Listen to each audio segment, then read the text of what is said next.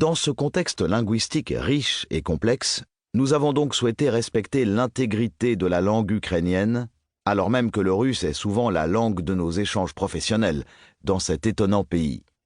En matière de translittération des langues slaves, la perfection est un idéal difficilement atteignable. Notre parti pris est celui de la logique, du respect des identités individuelles et de la personnalité culturelle ukrainienne. Chapitre 1. La scène qu'il n'avait pas jouée. J'ai besoin de munitions, pas d'un taxi.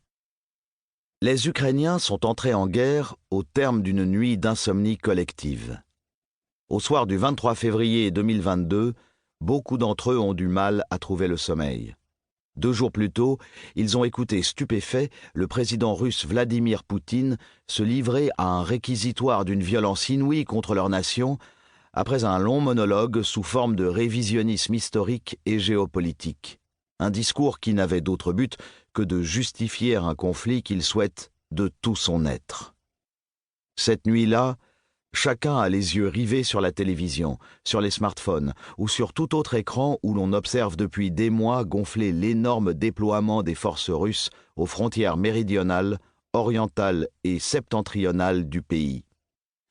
Depuis octobre 2021, les agences de renseignement américaines n'ont de cesse de distiller dans la presse des informations sur l'imminence d'une invasion russe de l'Ukraine.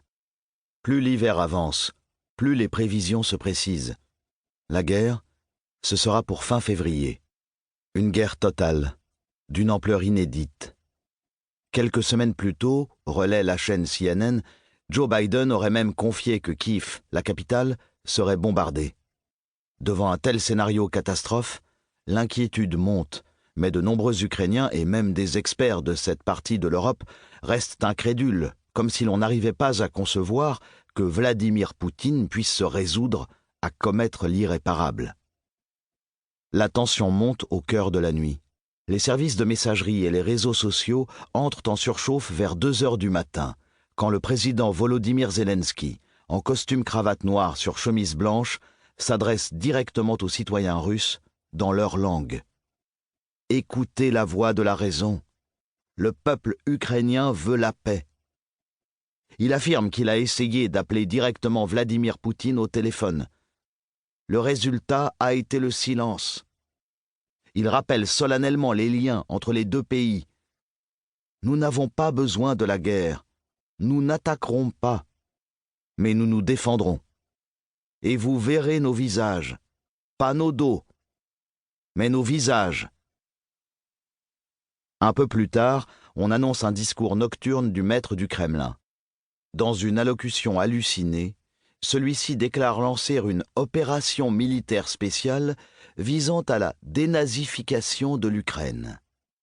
Tout le monde comprend en une fraction de seconde la portée de ces mots. Il s'agit d'une déclaration de guerre.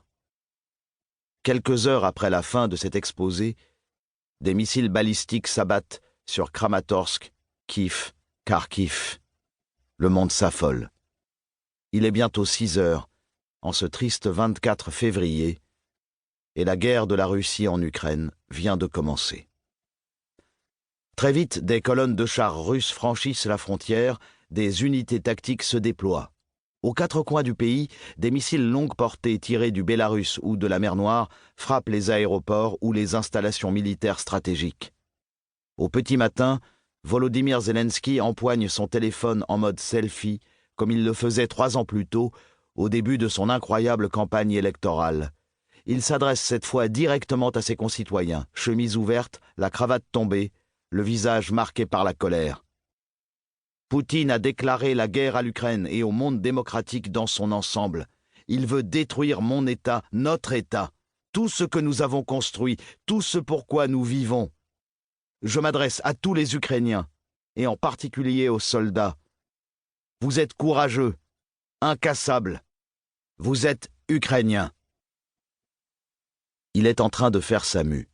Volodymyr Zelensky, devenu président en promettant d'apporter la paix, se transforme en leader d'un pays en guerre. Âgé de 44 ans, l'homme a déjà connu plusieurs vies.